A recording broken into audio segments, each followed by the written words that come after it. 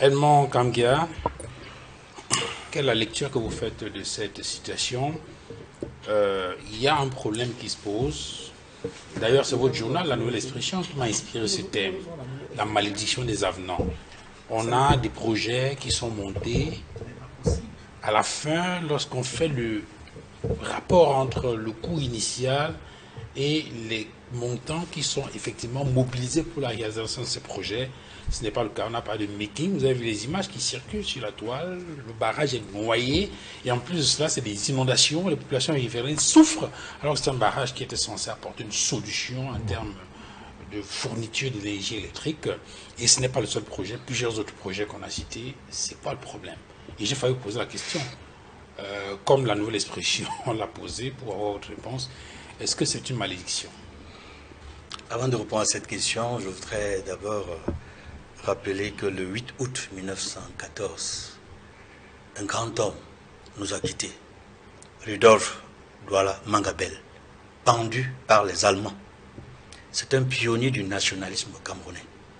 Par ses actes, sa bravoure et sa volonté de faire appliquer le droit, il a montré le chemin à beaucoup d'autres nationalistes camerounais qui, plusieurs décennies plus tard, ont continué le combat pour la lutte de la libération nationale du Cameroun, notamment la lutte pour l'indépendance et la réunification du Cameroun. Donc je rends vraiment un vibrant hommage à ce pionnier qui a montré le chemin, comme il y en a eu beaucoup d'autres qui ont été assassinés ce jour-là, le même jour, 8 août 1914. Martin Paul Samba, le chef Madola et beaucoup d'autres.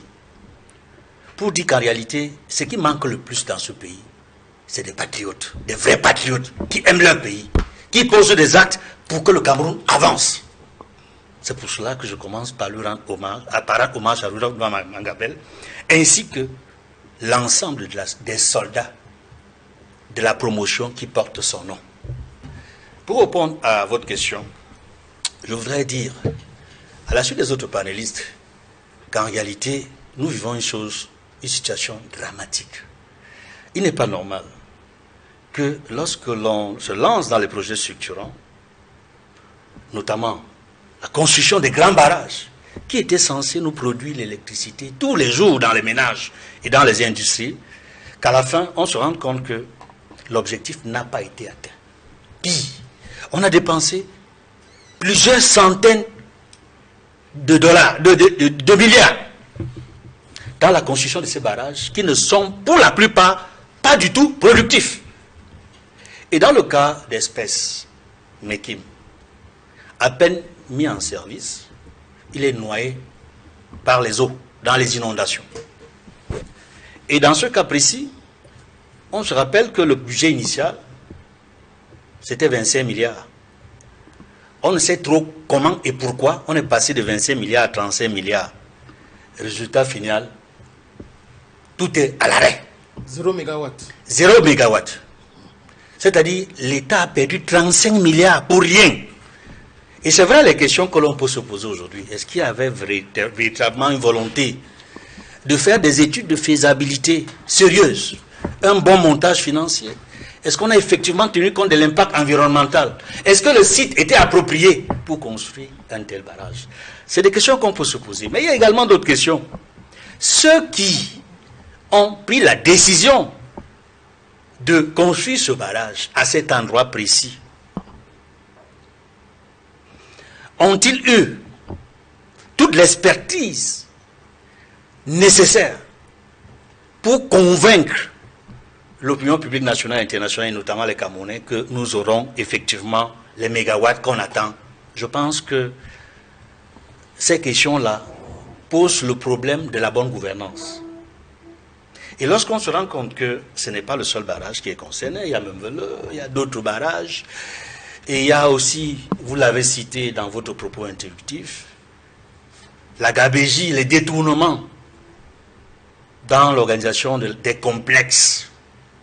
Olembe, le complexe Olembe n'existe pas. Le stade Olembe n'est jamais terminé, malgré la CAN qui est achevée depuis plusieurs années. Le complexe de Garoua, il n'y a pas. Le complexe de Japoma, ça n'existe pas. Donc, une autre question qu'il faut se poser, est-ce que dans ce pays, on met les hommes qu'il faut à la place qu'il faut?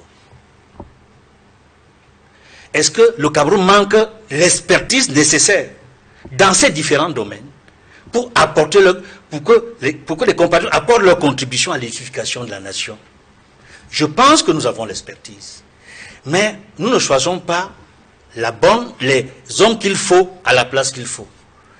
Et cela suggère une réflexion à la fin. Est-ce que nous allons finalement voir le bout du tunnel? Là, je cite Paul Biya. Sauf que lorsqu'il parlait du bout du tunnel, on ne sait pas si c'était l'entrée ou la sortie.